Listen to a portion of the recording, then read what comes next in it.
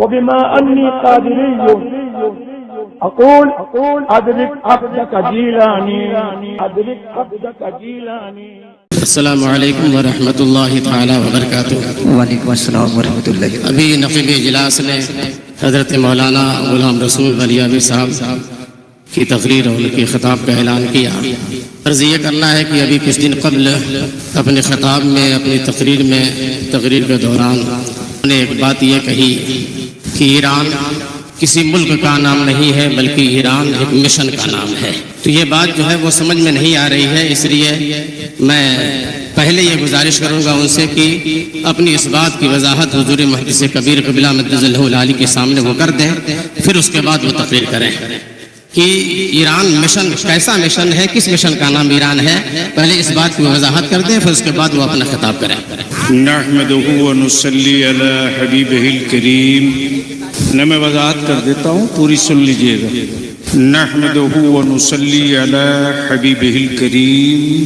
اما بعد فاعوذ باللہ من الشیطان الرجیم. بسم اللہ الرحمن الرحیم. محمد رسول اللہ صدق اللہ وصدق رسولہ النبی الامین الکریم ونحن علی ذالک لمن الشاہدین والشاکرین والحمد للہ رب العالمین. کچھ عرض کروں اس سے پہلے وضاحت کر دوں، اور اس وضاحت سے پہلے بھی ایک وضاحت کر دوں. پہلی وضاحت تو یہ ہے کہ بلیاوی کی گھٹی میں جس رئیس القلم نے مسلک اعلیٰ حضرت پلا دیا ہے، سیاست میں رہ کر کے بھی سمجھایا کیسے جاتا ہے، اس کو بھی سمجھنے کی ضرورت ہے. ایران کے بادشاہوں کی بدعقیدگی پر بلیاوی کا کوئی نہ تبصرہ ہے نہ اس کا نام ہے، لیکن جو جنگ کی شکل ہے اور اسرائیل سے امریکہ سے جو لڑنے کا ان کا قاعدہ، اس قاعدے پر بلیاوی کی یہ گفتگو ہے. اور گفتگو میں کلیئر ہے کہ نہ میں نے ایران کے کسی حکمراں کی تعریف کی نہ اس کی میں نے تائید کی. ہاں یہ ضرور کہا ہے، برسوں پہلے کی تقریر کا ایک حصہ ہے، موت آدمی کی ہوتی ہے مشن کی نہیں. جنگ کے میدان میں جو لڑنے کا اس کا سیٹ اپ ہے، اس سیٹ اپ پر میری گفتگو کا وہ حصہ ہے، ایک بار پھر سے سن لینا چاہیے. مسلک اعلیٰ حضرت کے قانون اور وصول کے مطابق میرے اعلیٰ حضرت نے جسے بددین لکھا ہے وہ قیامت تک بددین ہی رہے گا. اب ایک بار جی لگا کر درود شریف پڑھ لیں تو دو بات عرض کر دیں. اللہم صلی علی سیدنا شفیعنا حبیبنا مولانا محمد. باواز بلند پڑھ لیں. صلو علیہ الصلوۃ والسلام علیہ یا رسول اللہ صلی اللہ تعالی علیہ وسلم. ایک بار سارا مجمع مدینے کی سرکار کو آواز دے، دونوں ہاتھ اٹھا کر لبیک یا رسول اللہ. طلبہ کی بھیڑ نہیں، زائرین میں طلبہ ہی طلبہ ہیں. ہمیں معلوم ہے کہ کب کس وقت کون سا ہاتھ ماریں گے تو کہاں سے آواز نکلے گی. آ جاؤ لحق کے میدان میں 5 جملے سماعت کر، لیکن سارا مجمع احساس دلا دے. لبیک یا رسول اللہ، اللہم لبیک یا حبیب اللہ. آج عرص حضور تاج الشریعہ میں ہم آپ حاضر ہیں، حضور صدر الشریعہ میں ہم سب حاضر ہیں. وہ بھی یہی تو امجدیہ اور رضویہ میں کوئی تمیز نہیں کر پاتا. جو امجدیہ ہے وہی رضویہ ہے، اور جو رضویہ ہے وہی امجدیہ ہے. بغیر کسی رکاوٹ کے اعلیٰ حضرت امام عشق و محبت کے بعد براہ راست حضور محدث کبیر کے توسط سے اعلیٰ حضرت کا سلسلہ ہم سب تک بغیر کسی طرح.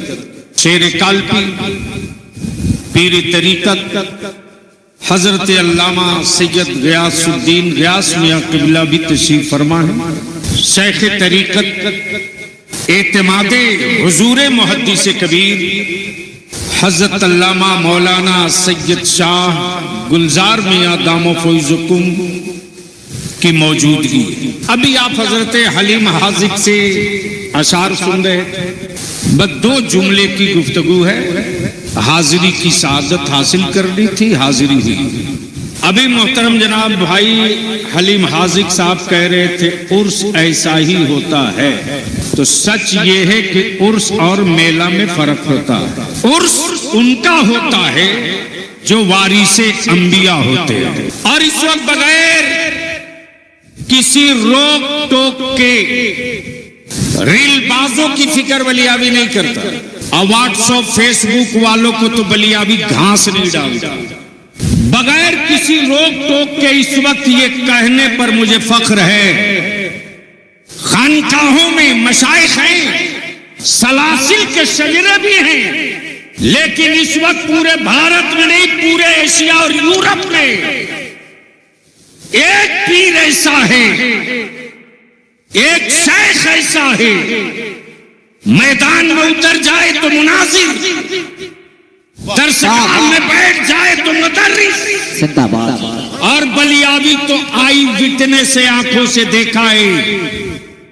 اس دور میں بہت سے لوگ پیدا نہیں ہوئے ہوں گے جس وقت کے سہارنپور کی مٹی پر اور سہارنپور کی وادی میں رئیس القلم قائد اہل سنت حضرت علامہ ارشد القادری علیہ رحمت و رضوان نے بے سر و سامانی کے عالم میں جامعہ رضویہ صابریہ کی بنیاد ڈالی تھی. شریک سفر خادم کی حیثیت سے بلیابی تھا. اس وقت جب سہارنپور کی گلیوں میں یہ خبر گشت کر گئی کہ آج رات کو جن کا خطاب ہونا ہے وہ خطیب نہیں محدث ہے، وہ خطیب نہیں مناظر ہے، اور وہ کسی اور کا بیٹا نہیں، وہ کسی اور کا بیٹا نہیں، صدر الشریعہ کا جانشین بھی ہے، لخر بھی ہے. زندہ باد. دارالعلوم دیوبند سے لے کر کے گنگو تھانہ بھون اور مظاہر العلوم کے بڑے بڑے چگادری اکٹھا تھے، لیکن ناز ہے مسلک اعلیٰ حضرت کو محدث کبیر پر. فخر ہے مسلک اعلیٰ حضرت کے ہر بڑے چھوٹے کو محدث کبیر پر. جس وقت حضور محدث کبیر کھڑا ہوئے اسٹیج پر، معاف کیجئے گا، وہ گھوسی کا مجمع نہیں تھا، وہ بریلی شریف کا مجمع نہیں تھا، وہ کالپی شریف کے عاشقوں کا مجمع نہیں تھا، وہ مسولی شریف کے شہدائیوں کا مجمع نہیں تھا، بلکہ سہارنپور میں ان کا مجمع تھا جو آستینوں میں نہ جانے کتنے خنجر لیے کھڑے تھے، نہ جانے کتنے منصوبے بنا کر پڑے تھے، لیکن اس دن دیکھا ہے اہل علم نے. اور اس دن رئیس القلم علامہ ارشد القادری صرف بولتے نہیں تھے، آنکھیں برستے جا رہی تھی، گمچھا تر ہو چکا تھا آنسوؤں میں، اور رئیس القلم فخر سے مسکراتے بھی تھے، روتے بھی تھے، مسکراتے بھی تھے، روتے بھی تھے.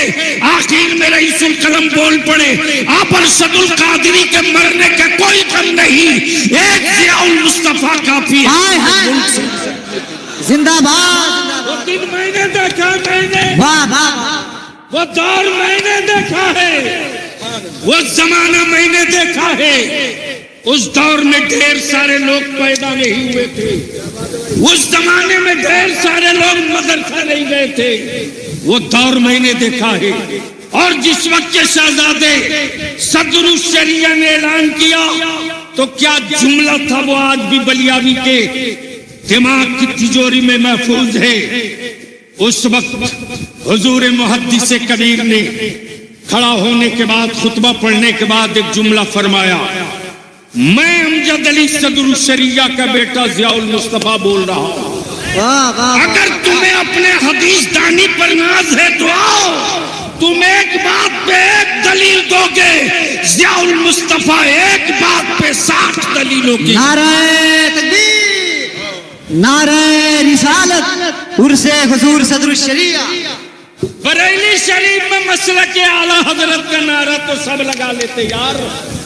آؤ میدان میں دیکھو کہ کتنے خاردار وادیوں سے میرے ان بزرگوں نے سفر کیا ہے.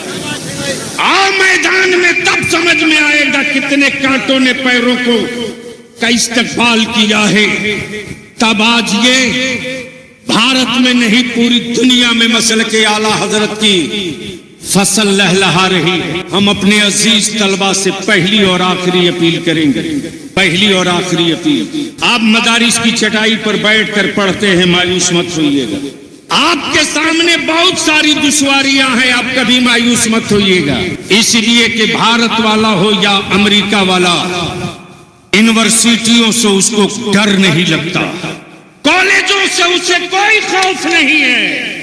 آج اگر کفر کو سب سے زیادہ ڈر لگ رہا ہے تو مدارس اسلامیہ سے, اور ان مدرسوں سے اسے ڈر نہیں لگتا جن مدرسوں کو امریکہ وایا سعودیہ چلواتا ہے. ان مدرسے سے ان کو ڈر لگتا ہے جو غریب نواز کے عقیدت مندوں کے سکوں سے چلا کرتے ہیں. اس چٹائی سے حکمرانوں کو بڑا ڈر لگتا ہے, اس لیے کہ وہ بھی جانتے ہیں کہ مارکیٹ سے معبود تو خریدا جا سکتا ہے, مصطفیٰ کا عاشق نہیں خریدا جا سکتا ہے. اس لیے ہمارا خدا وہ نہیں جو بازار میں بکتا ہو, میرا خدا وہ ہے جو بنتا نہیں بناتا ہے. الحمدللہ, اللہ کا شکر ہے کہ ہم سبھی لوگ عرص امجدی میں حاضری کی سعادت حاصل کر رہے ہیں. یہ جامعہ کی شاندار نئی عمارت ہاسٹل کی وہ قدیم بلڈنگ امجدی مسجد دیکھنے کے بعد, حلیم بھائی وہ کون نابالغ مولوی تھا جس نے آپ سے پوچھ دیا کہ محدث کبیر کی کوئی کتاب نہیں میں نے دیکھی ہے؟ اما یار یہ تو وہ ہیں کہ بیشی نہیں 1.5-2 مہینہ رہ جائے تو آدھا عالم یوں ہی ہو جائے, آدھا عالم یوں ہی ہو جائے. کچھ لوگ کیمیکل ڈال کر کے پانی میں آگ لگا کر کرامت دکھاتے ہیں. یہ وہ ہیں, یہ وہ ہیں, یہ وہ ہیں جو بدعقیدوں کی غار میں گھوس کر کے بھی اوقات بتانے کا حوصلہ اور ہنر بانٹا کرتے ہیں. اللہ تبارک و تعالی حضور محدث کبیر کی عمر میں خوب برکتیں عطا فرمائے, آمین ثم آمین. خوب برکتیں عطا فرمائے. رئیس القلم قائد اہل سنت حضرت علامہ ارشد القادری کے وصال اور انتقال کے بعد بلیابی کو اگر خوف اور ڈر ہے اور کسی کے حکم کے سامنے گردن جھکتی ہے تو وہ ذات صرف محدث کبیر کی ہے. اللہ تعالیٰ ان کا سایہ سلامت رکھے. السلام علیکم.